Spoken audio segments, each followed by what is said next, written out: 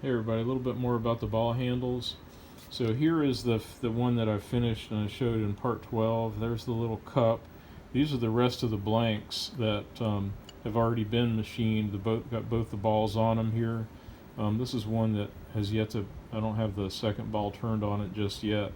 But I wanted to show something about the ball turning, talk a little bit about that, and had actually started this video with the lathe running and it was really loud, and long story short, I thought I could do a quicker version this way. So let me do that. I'll describe the batch process, and if you want to see still photos of the setups and what I did to get to this stage, go look at my Instagram page because I have pictures on there of the various stages. I clocked myself today. It took me a half an hour from start to finish to get from a piece of leaded steel to this.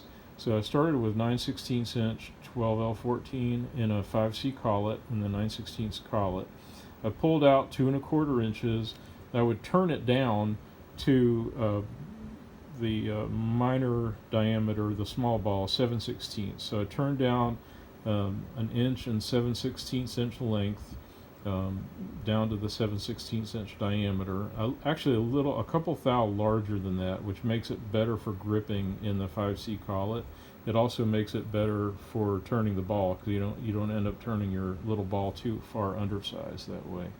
So I'd turn it down so you have a straight 7/16 inch shaft, and then I would use my cutoff tool and cut the little neck that you see here where my left thumb is, cut a space basically that will be useful in turning the ball here in the red portion, and I'd also cut down the neck down to the specified dimension here at the small end of the ball. And then I would put my ball turner on, I would turn the ball, and then part it off. And so that took about a half hour for each of these 6 extra small, or the large actually, the 2-inch ball handles.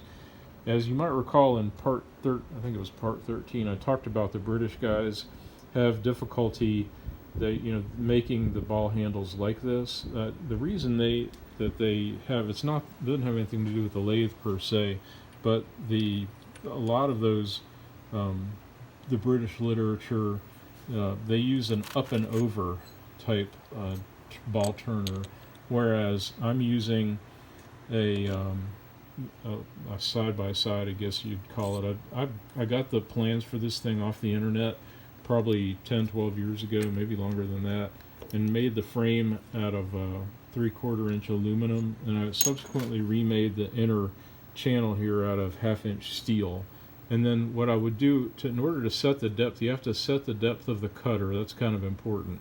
I'll show you how I would do that. I would take this out and lay it on a table, and I'd scribe a line, basically the correct depth. I can show you that right here. Sorry for moving you back and forth a little bit, but that's what these lines are here on this table. The blue line is, or the line scribed in the blue Sharpie marker, that was for the small ball, and then I drew a red line here, and you can see the scratch mark is just a little bit further out right there, probably about 1/8 of an inch further out. So that's for the 9/16 inch ball, which I'm turning now.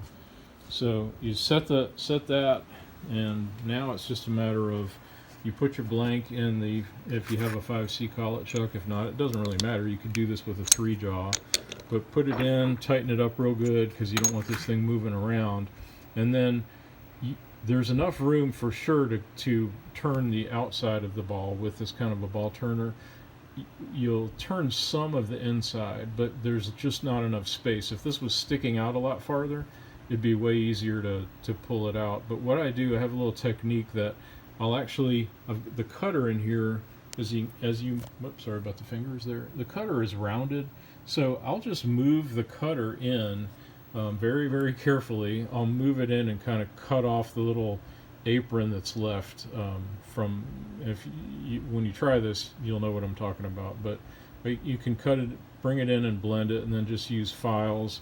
I have a selection of files here. I'll use a round file to blend the little concave, and then a larger coarse file to get me to get rid of the high spots, and a finer file, and then I'll use some sandpaper and some Scotch-Brite to get it to the finished look. And I did not clock myself on this part. It goes a lot faster. It's probably only 10 or 15 minutes per making these large balls. So I hope that's helpful to you. I think I'll wrap this part up. This will be part 14 for the pillar tool tonight, and then I'll maybe tomorrow night or next time I get a chance, I'll actually machine off the rest of the bases. So this is my little batch production that I was referring to in part 13.